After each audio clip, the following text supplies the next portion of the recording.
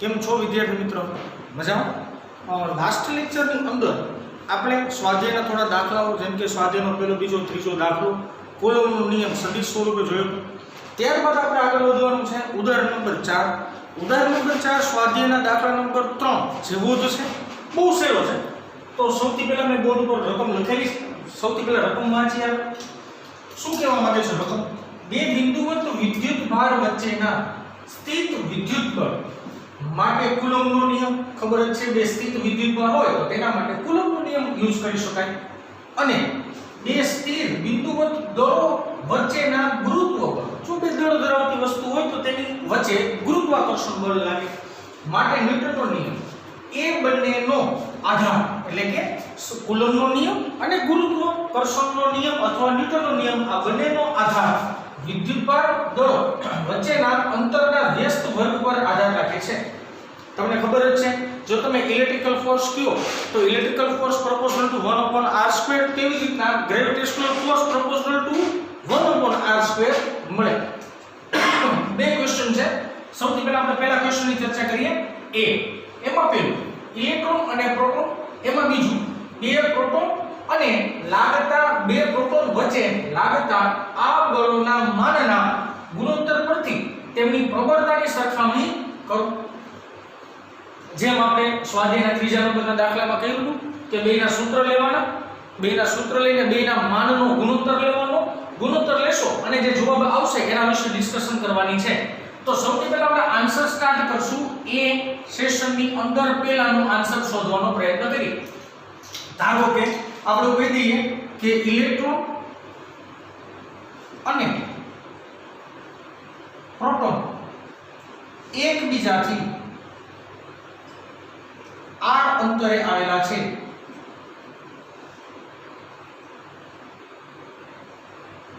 Electron અને proton ધારો કે એકબીજાથી r અંતરે આવેલા છે. તેમની વચ્ચે લાગતું વિદ્યુતીય બળની સૌથી પહેલા ચર્ચા કરીએ. તેમની વચ્ચે લાગતું વિદ્યુતીય બળ તો તમને ખબર જ છે છોકરાઓ કે બહુ સહેલી વાત છે. કુલમના નિયમ ઉપરથી આપણે આનું કેલ્ક્યુલેશન કરી શકાય. હાલો સૌથી પહેલા વિદ્યુતીય બળ જોઈએ જેને આપણે દર્શાવી Fe વડે, ઇલેક્ટ્રિકલ ફોર્સ કહેવાય. મારી પાસે સૂત્ર છે. હાલો સૂત્ર શું છે? કે Q1 Q2 બાય તેમની બે વચ્ચેના અંતરનો વર્ગ. હવે તમે ધ્યાનપૂર્વક જોશો તો Q1 એટલે ઇલેક્ટ્રોનનો વિદ્યુત ભાર થયો, Q2 એટલે પ્રોટોનનો વિદ્યુત ભાર થયો. જો વિદ્યુત ભારની દ્રષ્ટિએ બંનેને જોવામાં આવે તો બંનેના વિદ્યુત ભારના મૂલ્ય સમાન જ છે. તો આપણે ધારો કે Q1 ને E વડે દર્શાવીએ તો Q2 ને પણ E વડે દર્શાવી શકાય. બંનેનો ગુણાકાર થાય તો Q1 Q2 ની જગ્યાએ આપણે E² લખી શકાય. તો સીધું સૂત્ર લખું છું કે E² ના છેદમાં r² બનશે. આ તેમની વચ્ચે લાગતું વિદ્યુતીય બળ મળ્યું. હવે આપણે વાત કરીએ તેમની વચ્ચે લાગતું, તેમની વચ્ચે લાગતું ગુરુત્વીય બળ. હાલો આટલા જ અંતરે એટલે કે r અંતરે રહેલા ઇલેક્ટ્રોન અને પ્રોટોન ની વચ્ચે લાગતું ગુરુત્વીય બળ. ગુરુત્વીય બળનું સૂત્ર મેળવીએ આપણે Fg gravitational force is equal two લખી શકાય g માસ ઓફ ઇલેક્ટ્રોન. બીજી કોની વાત છે છોકરાઓ? માસ ઓફ પ્રોટોનની. માસ ઓફ પ્રોટોન ના છેદમાં તે બે વચ્ચેનું અંતર, જે અંતર આપણે લીધું છે r². તો મારી પાસે જો તમે શાંતિથી જોવામાં આવે તો મારી પાસે બે ઇક્વેશન આવ્યા. આને આપણે ધારો કે ઇક્વેશન નંબર 1 કહી દઈએ અને આને ધારો કે આપણે ઇક્વેશન નંબર 2 કહી દઈએ. તો સિમ્પલ આ બંને ઇક્વેશનનો આપણે ગુણોત્તર લઈએ. તો સમીકરણ નંબર 1 અને 2 નો ગુણોત્તર લેતા, સમીકરણ નંબર 1 અને સમીકરણ નંબર 2 નો ગુણોત્તર લેતા બંને સમીકરણનો ભાગાકાર કરી નાખશું. હાલ ભાગાકાર કરીએ. સૌથી પહેલા જોઈ શકાય છે Fe ના છેદમાં Fg વાળું સ્ટેપ ડાબી બાજુ. જમણી બાજુની વાત કરીએ તો અહીંયા છે કે E² ના છેદમાં r². જો તો છોકરાઓ ધ્યાનપૂર્વક હાલો છેદમાં છે Fg બરાબર લખો Gmemp/r². મેં છેદનો છેદ ડાયરેક્ટ અંશમાં લઈ લીધો છે, એનું ખાસ તમારે ધ્યાન રાખવાનું. હવે સમીકરણ પરથી જોઈ શકાય છે કે અહીંયા r² બંને કેન્સલ આઉટ થશે, બંને કેન્સલ આઉટ થશે અને બીજા બધા પદની આપણે કિંમતો મૂકી દઈએ. ચાલો કિંમત મૂકીએ.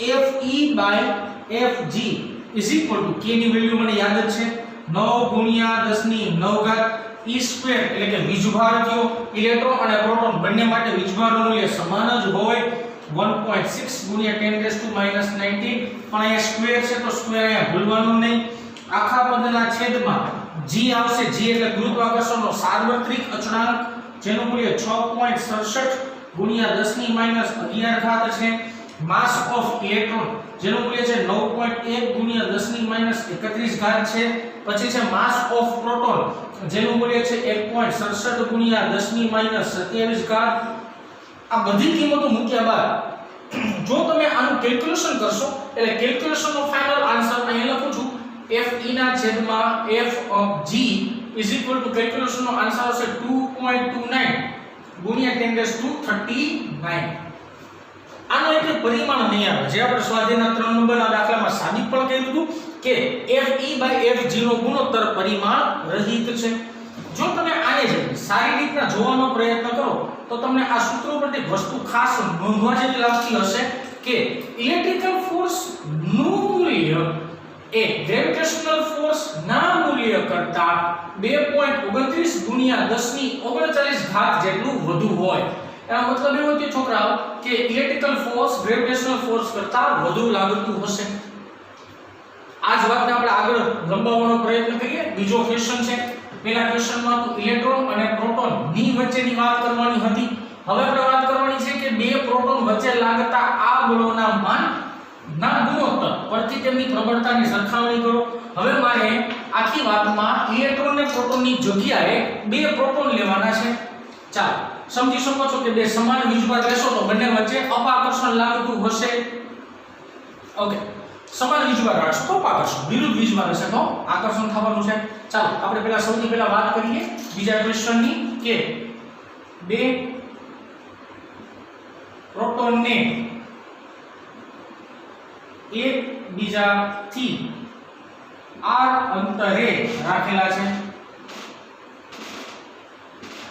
બે પ્રોટોનને એકબીજાથી ધારો કે r અંતરે આપણે ગોઠવી દઈએ છીએ તેમની વચ્ચે લાગતું વિદ્યુતીય બળની ચર્ચા કરીએ તેમની એટલે કોની બે પ્રોટોનની વચ્ચે લાગતું વિદ્યુતીય બળ કુલમ્બનો નિયમ છે સેલો તે નિયમ ઉપરથી આપણે સૂત્ર જ બનાવવાનું છે બહુ સિમ્પલ ચાલો બનાવીએ fe electrical force is equal to k q1 q2 by બે વચ્ચેના અંતરનો વર્ગ સમજી શકો છો q1 એટલે પ્રોટોનનો વીજભાર થયો q2 એટલે પણ પ્રોટોનનો વીજભાર થયો તો બંનેને આપણે સેપરેટલી e કહી શકાય તો k e² ના છેદમાં r² મેળવ્યું મને આને આપણે ધારો કે નામ આપીએ સમીકરણ નંબર 1 કહી દઈએ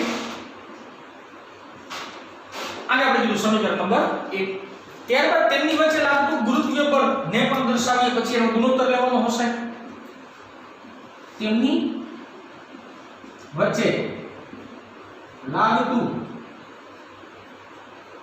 ગુરુત્વીય બળ હાલો ગુરુત્વાકર્ષણના નિયમ પરથી આપણે તેમની વચ્ચે લાગતું ગુરુત્વીય બળ જોઈએ F of g gravitational force is equal to g m1 વાત કરી છે પ્રોટોનની તો mb લખવું પડશે હાલો પાછું m2 વાત કરી છે બીજા પ્રોટોનની તો પાછું mb લખવું પડે તે બે વચ્ચેના અંતરનો વર્ગ માસ ઓફ પ્રોટોન ગુણ્યા માસ ઓફ પ્રોટોન એટલે માસ ઓફ પ્રોટોનનો સ્ક્વેર થશે તો મારી પાસે ઇક્વેશન આવશે g mp square divided by r square આને આપણે નામ આપીએ સમીકરણ નંબર 2 કહી દઈએ હવે આપણે સમીકરણ નંબર 1 અને સમીકરણ નંબર 2 નો ગુણોત્તર જોઈએ સમીકરણ નંબર 1 અને સમીકરણ નંબર 2 નો ગુણોત્તર લેતા બંને સમીકરણનો સિમ્પલ આપણે ભાગાકાર કરવાનો છે બંને સમીકરણનો આપણે ગુણોત્તર લેશું એટલે ભાગાકાર કરશું ચાલો તો સૌથી પહેલા 1 ના છેદમાં 2 કરશું એટલે f e divided by f g is equal to f e એટલે મારી પાસે શું છે છોકરો k e square by r square ચાલો મૂકીએ સોરી k આવશે k e square by r square into છેદમાં છે f of g એટલે શું છે મારી પાસે g mp square છેદનો છેદ અંશમાં r square આ સમીકરણમાં પણ જોઈ શકાય છે કે અંશ અને છેદમાંથી r square કેન્સલ આઉટ થશે મારી પાસે બધી કિંમતો છે, હું બધી કિંમતો આની કેલ્ક્યુલેશન ની અંદર મૂકી દઉં. સૌથી પહેલા k ની વેલ્યુએશન 9 ગુણ્યા 10 ની 9 ઘાત, પછી છે e સ્ક્વેર એટલે કે ઇલેક્ટ્રોનનો વીજભાર અથવા પ્રોટોનનો વીજભાર, બંનેના મૂલ્ય સમાન જ છે. 1.6 ગુણ્યા 10⁻⁻90 નો સ્ક્વેર. હાલો આખા પદના છેદમાં g ગુરુત્વાકર્ષણનો સાર્વત્રિક અચળાંક 6.67 ગુણ્યા 10⁻11 ઘાત ગુણ્યા માસ ઓફ પ્રોટોન નો વર્ગ. માસ ઓફ પ્રોટોન છે 1.67 ગુણ્યા 10⁻27 આખાનો સ્ક્વેર. જો તમે આ આખા પદનું કેલ્ક્યુલેશન કરશો FE/FG, હવે અહીંયા આખા પદનું જો કેલ્ક્યુલેશન લેવામાં આવે તો આન્સર આવશે 1.24 ગુણ્યા 10⁻36 ઘાત. આગળ મેં તમને કીધું એમ અહીંયા કઈ પરિમાણ નહીં આવે, તો આ જે મને આન્સર મળ્યો એ બે પ્રોટોન ને રાખવામાં આવે તો તેમની વચ્ચે લાગતા વિદ્યુતીય બળ અને ગુરુત્વાકર્ષણ બળનો ગુણોત્તરનો જવાબ મળી જાય. આ સમીકરણ પરથી તમે કહી શકો છો, જો આ આપણે ધ્યાનપૂર્વક જોશો 10⁻36 ઘાત છે, એનો મતલબ એવો થયો આ ગુણોત્તરનું મૂલ્ય 1 કરતા મોટું છે. તો આને આમ પણ લખી શકાશે કે f of e is equal to f of g કરતા 1.24 ગુણ્યા 10⁻36 ઘાત એના કરતા એટલું મોટું હશે એમ કહી શકાય. આપણે પહેલો પ્રશ્ન કમ્પ્લીટ કર્યો. હવે આપણે વાત કરશું સેકન્ડ ક્વેશ્ચન. હવે આપણે વાત કરવાની છે ક્વેશ્ચન નંબર 2. શું છે ક્વેશ્ચન નંબર 2? ઇલેક્ટ્રોન અને પ્રોટોન એક એંગસ્ટ્રોમ. હવે બંને વચ્ચેનું અંતર આપી દીધેલું છે. જ્યારે ઉપરના સેશનની અંદર આપણે બંને વચ્ચેનું અંતર r ધારેલું હતું. એક એંગસ્ટ્રોમ દૂર હોય ત્યારે તેના પર પરસ્પર આકર્ષણ બળથી ઉદ્ભવતા ઇલેક્ટ્રોન અને પ્રોટોનનો પ્રવેગ મેળવવાનો છે. મારે ફાઇનલી શોધવાનું થયું પ્રવેગ. જ્યારે બે વચ્ચે આકર્ષણ બળ લાગશે, આકર્ષણ બળ લાગવાને કારણે બે એકબીજાથી દૂર જવાનો પ્રયત્ન કરશે.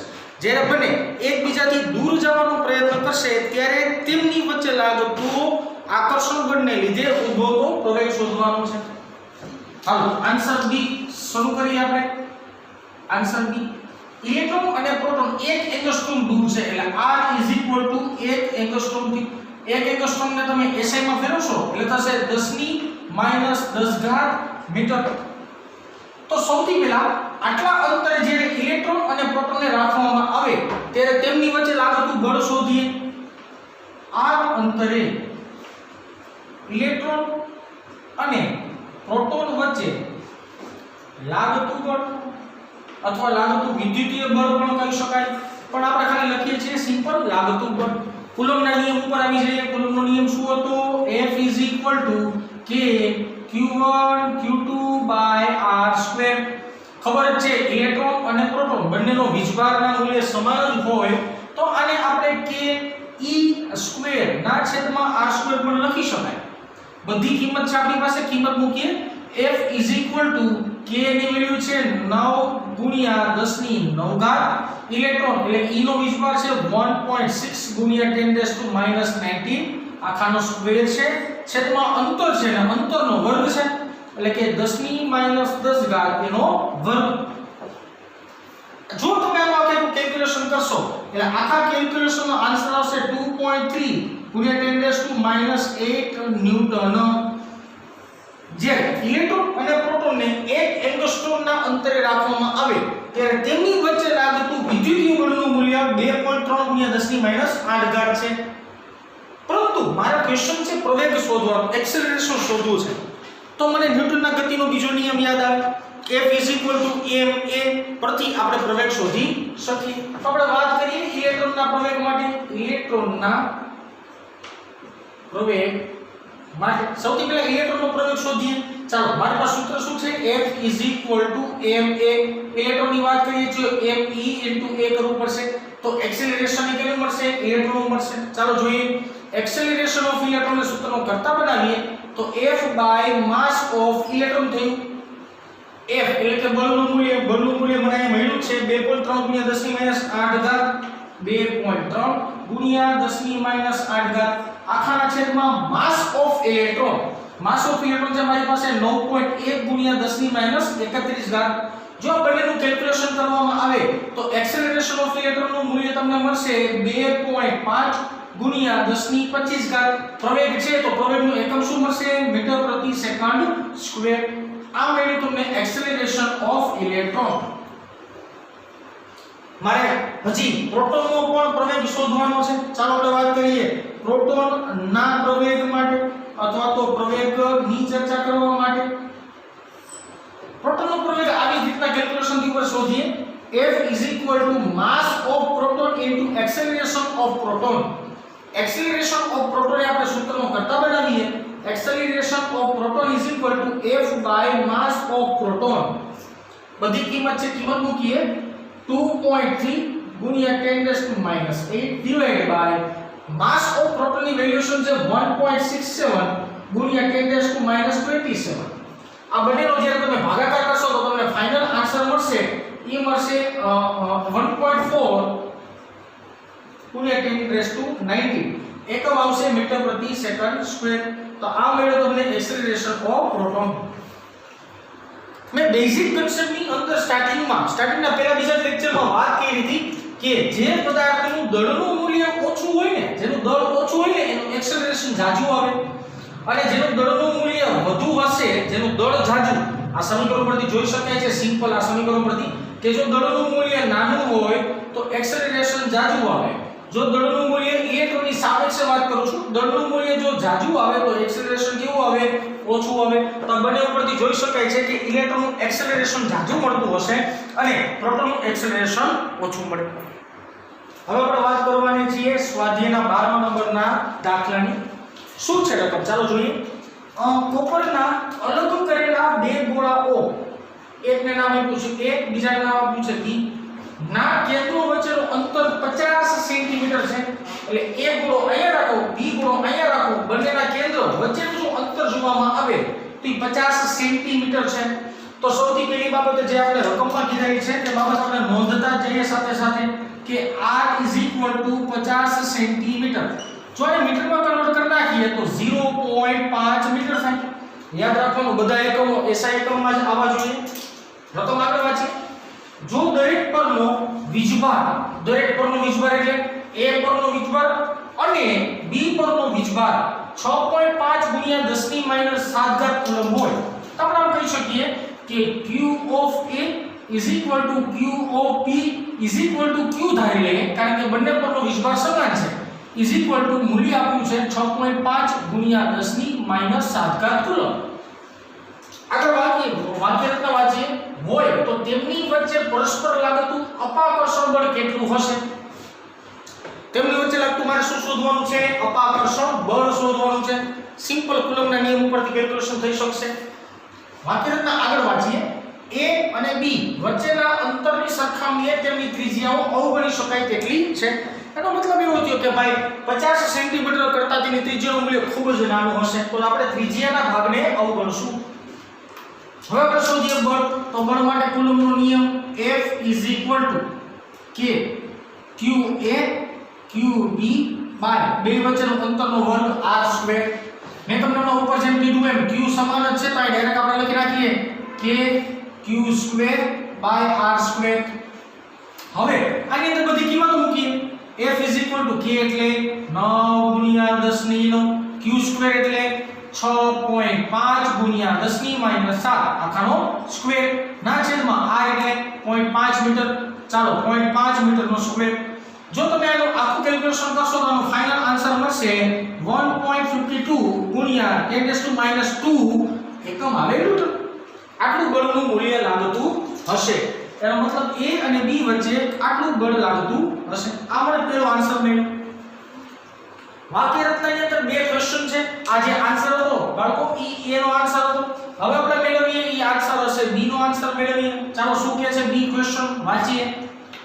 જો આ દરેક ગોળા પરનો વીજભાર બમણો કરવામાં આવે, દરેક ગોળા પર અત્યારમાં કંઈક હતો, હવે એનો વીજભાર કંઈક ડબલ કરવાનો અને તેમની વચ્ચેનું અંતર અડધું કરવામાં આવે તો સૌથી પહેલા કામ કરીએ, બધી બાબતો લખતા જઈએ કે ભાઈ QA હતો એને એનો નવો વીજભાર QA કરતા બમણો કરવામાં આવે. એટલે નવો વીજભાર બમણો થઈ ગયો જૂના વીજભાર કરતા. હજી એકવાર, નવો વીજભાર બમણો થઈ ગયો જૂના વિદ્યુતભાર અથવા વીજભાર કરતા. આવી જ રીતના QB' = 2QB લખી શકાય. નવો વીજભાર જૂના વીજભાર કરતા બમણો થઈ ગયો. હાલો વીજભાર બમણો કરવાનો છે અને તેમની જૂના અંતર કરતા અડધું છે. નવું અંતર જૂના અંતર કરતા બમણું થઈ ગયું, સોરી અડધું થઈ ગયું. આની પરથી આપણે શોધવાનું છે કે કેટલું અપાકર્ષણ બળ લાગતું હશે. આમાં પણ બળ શોધવાનું છે. કુલમ્બના નિયમને જ આપણે અનુસરશું. F = K Q A dash Q B dash ના છેદમાં R ડેશ. મારી પાસે બધી કિંમત છે, સિમ્પલ કિંમત મૂકીએ. ચાલો F = K Q A dash નો મતલબ થાય 2QA અને QB ડેશ નો મતલબ થાય 2QB ના છેદમાં સોરી અહીંયા R² આવશે.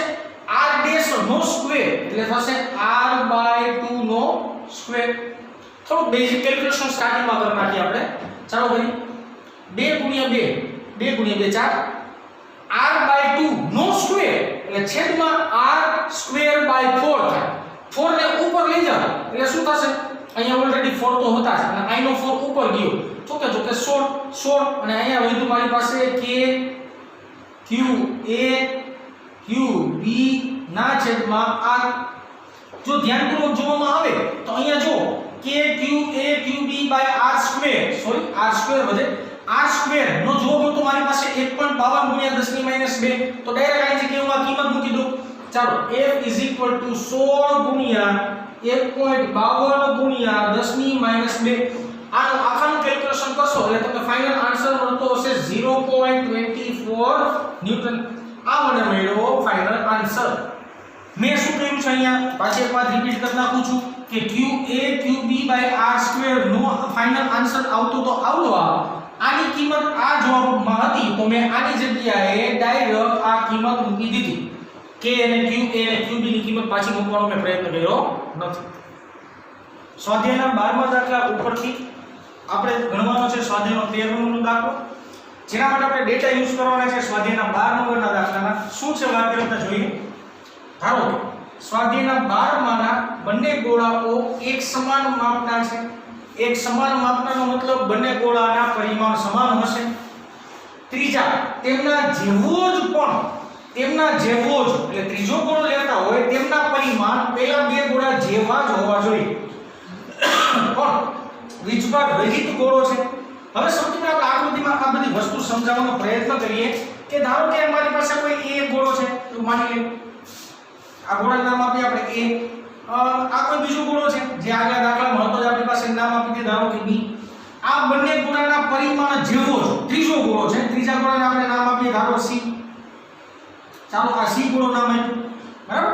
તો A B અને C ત્રણેય ગોળા થયા. આના પરના વીજભારને આપણે QA કહીએ. આના પરના વીજભારને આપણે QB કહીએ. આના પરના વીજભારને આપણે QC કહીએ. તો આગલા દાખલા પ્રમાણે તમને ખબર છે કે QA પરનો વીજભાર Q જેટલો એટલે કે 6.5 × 10 - 7 અને QB પરનો વીજભાર પણ Q જેટલો એટલે કે 6.5 × 10 - 7 કુલમ છે. વાક્ય રચના આગળ વાંચીએ. પણ વીજભાર રહિત ગોળો એટલે કે આના પરનો વીજભાર અત્યારમાં કાઈ છે ને. વીજભાર એટલે તટસ્થ થવો. તટસ્થનો મતલબ બંને વીજભારના મૂલ્ય સમાન હશે. ગોળો પ્રથમ ગોળા સાથે સંપર્કમાં લાવીને ત્યારબાદ પહેલા શું કરવાનું છે? C ગોળાને A ગોળાના સંપર્કમાં લઈ આવવાનો. ત્યારબાદ C ગોળાને B ગોળાના સંપર્કમાં લઈ આવવાનો. તો સૌથી પહેલા સ્ટેપ બાય સ્ટેપ આપણે સમજતા છે કે A ગોળાના સંપર્કમાં C ગોળાને લાવીને છૂટો પાડતા તેમની પરનો વિદ્યુતભાર અથવા વીજભાર. પ્રેરણાની રીત તમને યાદ હશે. પ્રેરણાની રીતમાં આપણે શું કર્યું? એક ગોળો લીધો હતો, એક સળિયો લીધો હતો બરાબર. પછી આપણે બે ગોળાને એકબીજાના સંપર્કમાં અડેડા વગર થોડુંક દૂર રાખવાના અને વિદ્યુતભારની આપલે કરાવતા હતા. એવી જ રીતના એ ગોળાના સંપર્કમાં C ગોળાને લઈ આવવાનો પછી છૂટો પાડી દેવાનો. તો બે પરનો નવો વીજભાર કેટલો છે સમજવાનો પ્રયત્ન કરીએ. ચાલો QA નો નવો વીજભારનું મૂલ્ય QC ના વીજભાર જેટલું થશે. QA પર પહેલા કેટલો વીજભાર હતો? Q જેટલો વીજભાર હતો. QC પર પહેલા કેટલો વીજભાર હતો? 0 / 2 કરી નાખો એટલે બેનું સરેરાશ મૂલ્ય આવશે. તો મારી પાસે આન્સર આવશે Q/2. એનો મતલબ શું થયો કે જ્યારે C ને એના સંપર્કમાં લઈ આવવામાં આવે ત્યારે A ડેશ એટલે કે A ગોળા પર અને C ગોળા પર Q/2 જેટલો વિદ્યુતભાર મળશે. વાક્ય રચના આગળ વાંચો. ત્યારબાદ બીજા ગોળા સાથે સંપર્કમાં લાવીને હવે સી ને કોની સાથે સંપર્કમાં લઈ આવવાનો બી સાથે ચાલો જોઈએ બી ગોળાને સંપર્કમાં સી ગોળાને લાવીને છૂટો પાડતા તેમની પરનો વિદ્યુત ભાર સમજી શકો છો સી ગોળા પર હવે q/2 જેટલો વિદ્યુત ભાર હશે અને બી ગોળા પર કેટલો વિદ્યુત ભાર હતો q જેટલો તો ચાલો જોઈએ નવો વીજભાર બી પરનો qb' એનું મૂલ્ય કેટલું થશે qc' જેટલું થશે ચાલો qb' શું હતું q વત્તા qc' એટલે qc શું હતું q/2 ડિવાઇડ બાય શું કરવું પડે 2 આનો કેલ્ક્યુલેશન કરો એટલે એનો શું આવશે 3q/4 આવશે સોરી 3q/2 આવશે અને છેદમાં 2 ફાઇનલ આન્સર આવે 3q/4 તો ફાઇનલી મારી પાસે qb' મળ્યો 3q/4 qa' મળ્યો q/2 સંપર્કમાં લાવીને બંનેને દૂર કરવામાં આવે છે તો હવે a અને b વચ્ચેનું નવું અપાકર્ષણ બળ કેટલું હશે મારે બળ શોધવાનું છે નવું અપાકર્ષણ બળ a અને b વચ્ચે કુલમ્બના નિયમ ઉપર લઈ જાય કુલમ્બનો નિયમ F = k q a' qb' ના છેદમાં તે બે વચ્ચેનું અંતરનો વર્ગ ચાલો બધી કિંમત મૂકી આપણે આમાં F = k એટલે 9 × 10 ની 9 ઘાત qa' કેટલું છે q/2 છે ચાલો લખી નાખીએ q/2 તો એક કામ કરો પછી કિંમત મૂકીએ પહેલા અહીં આપણે k જ રાખીએ ઓકે પાછું qb' એટલે મારી પાસે શું છે 3q/4 આખાના છેદમાં r² અત્યારમાં r² ને આપણે એમ રાખીએ હવે જો અંશમાંથી 3 આવે છેદમાં 2 × 4 એટલે 8 થઈ ગયા તો શું બાર આવશે 3/8 બાર આવશે વચ્ચે શું k q² ના છેદમાં r² સમજી શકાય છે અંશમાંથી 3 ને બહાર લઈ લો છેદમાંથી 4 × 2 કરના હોય 8 બાર આવે તો 12 શું લખી શકાય 3/8 = 3q²/r². હવે તમને ખબર જ છે 3q²/r² એટલે કે બળ થાય જે લાસ્ટ દાખલામાં આપણે જોયું એની મારી પાસે કિંમત છે ચાલો આપણે આ બધી કિંમત મૂકી દઈએ F = 3/8 એમનો અને આની જગ્યાએ લખશું ડાયરેક્ટ આપણે ફોર્સ F આ નવું બળ છે તો એને છોકરાઓ આપણે F' વડે દર્શાવવાનો પ્રયત્ન કરીએ F' = 3/8 ક્રોસ F એટલે શું છે 1.52 × 10⁻². આનું આખું તમે જ્યારે કેલ્ક્યુલેશન કરશો ત્યારે તમને આન્સર મળશે F' = 5.7 × 10⁻³ ન્યૂટન. આટલો તમને ફાઇનલ આન્સર મળશે. આમાં ખાસ સમજવા જેવી બાબત એવી છે બાળકો કે અત્યારમાં મારી પાસે સ્ટાર્ટિંગમાં બે ગોળા છે ઓલરેડી. આ બે ગોળા પરનો વિદ્યુતભાર અત્યારમાં q આની પર q જેટલો હતો. આને થોડીક વાર સાઈડમાં રાખીએ. આ ગોળા પરનો વિદ્યુતભાર q છે અને આ વિદ્યુતભાર વિહીન ગોળાને એકબીજાના સંપર્કમાં લઈ આવો તો આના પરનો વિદ્યુતભાર ઈ ગ્રીન માર્કર પરના વિદ્યુતભાર પર જશે વિદ્યુતભારનું ટ્રાન્સફર થશે. આના પર વિદ્યુતભાર ઘટ્યો આના પર વિદ્યુતભાર વધ્યો ક્યાં સુધી આપણે થાય જ્યારે બંનેના વિદ્યુતભાર સમાન ન થાય ત્યાં સુધી. આના પરનો વિદ્યુતભાર હવે q/2 આના પરનો વિદ્યુતભાર હવે q/2 આના પરનો શું યાદ રહી ગયો q/2 આને મૂકી દીધો આની પરનો કેટલો છે q/2. હવે બીજો ગોળો લીધો આના પરનો સ્ટાર્ટિંગનો વિદ્યુતભાર શું છે q છે. હાલો q અને q/2 આ બેને પાછા સંપર્કમાં લઈ આવો q અને q/2 આ બેને સંપર્કમાં લઈ આવો તો હવે કુલ વિદ્યુતભાર કેટલો આની પર પ્રસ્થાપિત થશે આની પર કેટલો વિદ્યુતભાર આવે 3q/4 જેટલો વિદ્યુતભાર પ્રસ્થાપિત થાય. પાછો આ પેલા ગોળા પાસે q/2 હતો બીજા ગોળા પાસે 3q/4 હતો. આ બેનો ઉપયોગ કરીને બંને વચ્ચે લાગતું આપણે બળ શોધવાનું હતું. છે આવી રીતના સિમ્પલ શોધી શકાય. આ કેલ્ક્યુલેશન થોડું અલગ રીતના લખ્યું છે ધ્યાન આપજો. ક્લિયર બધા ચાલો